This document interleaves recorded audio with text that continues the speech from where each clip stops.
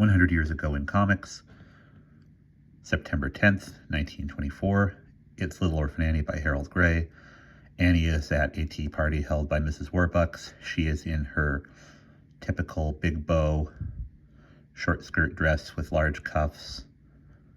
Mrs. Warbucks is talking to a group of very 1920s styled women, and there is a woman with a kind of a bathing cap hat that was popular in the 20s talking to a man with a beard behind Annie. And Annie says, "Gosh, it's lonesome at a tea.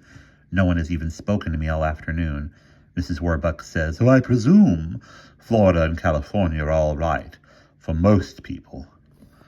And the woman talking to the old man behind her says, "I wonder if Mrs. Warbucks is the daughter of the American Revolution."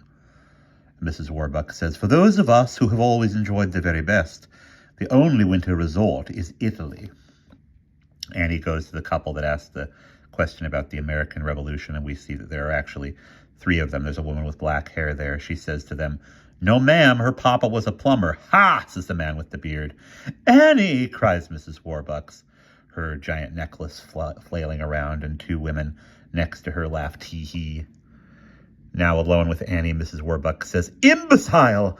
I'll never be able to hold my head again. That settles it. You're going back to the home tomorrow." Annie says, "But gee whiskers, a plumber is not so bad. If I had a daddy, I'd be proud of him, even if he was a burglar."